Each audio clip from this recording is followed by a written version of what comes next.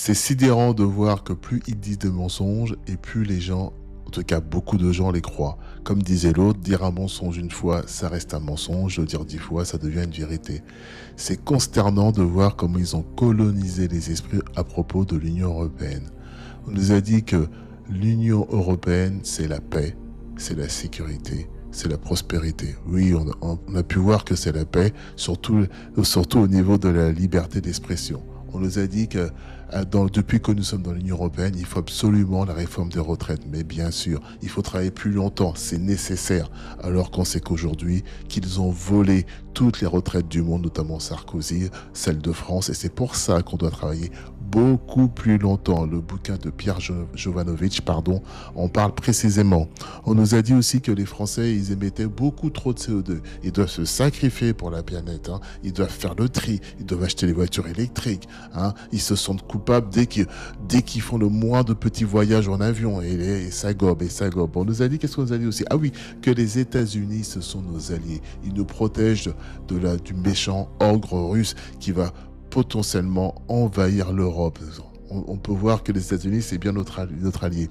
On nous a dit aussi le couple franco-allemand. Voilà, il existe qu'en France. Je pense que les Allemands, ils n'en ont rien à faire, ils n'ont qu'un but, c'est de nous détruire. D'ailleurs, il y avait des émissaires allemands au ministère de l'écologie. C'est pour ça qu'on a arrêté les centrales nucléaires. D'ailleurs, Dominique Voynet était très fière de son coup lorsqu'elle parlait de ça. Commune.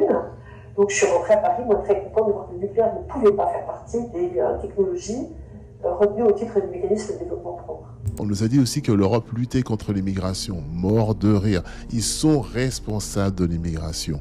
Donc les Français y croient. Donc il faut voter Europe. On nous a dit aussi que le Brexit, c'est une catastrophe. C'est une catastrophe. C'est pour ça que Nigel Farage, il va bientôt passer au pouvoir et qu'il va complètement finir le Brexit. On nous a dit que la France ne peut rien faire sans l'Union européenne. C'est-à-dire qu'un pays qui a 1500 ans, qui a été tant porteur, qui a été phare de l'Europe au XVIIIe siècle, voire au XIXe siècle, ne peut rien faire sans l'Union européenne.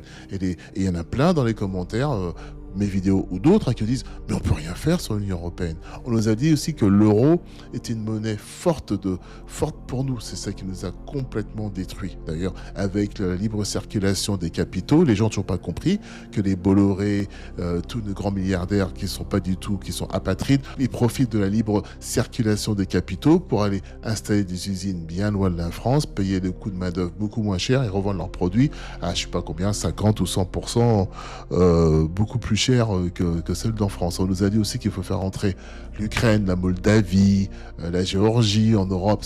C'est pour le bien de l'Europe, alors qu'en fait, ça va faire baisser tout simplement la main-d'œuvre pour ces mêmes personnes, ces familles riches, pour augmenter leurs bénéfices et leurs marges. On nous a dit aussi que les agriculteurs ne peuvent rien faire sans l'Union européenne. On ne sait pas comment ils faisaient d'ailleurs les paysans, il ne faut pas confondre paysans et agriculteurs, comment ils faisaient avant l'Union européenne.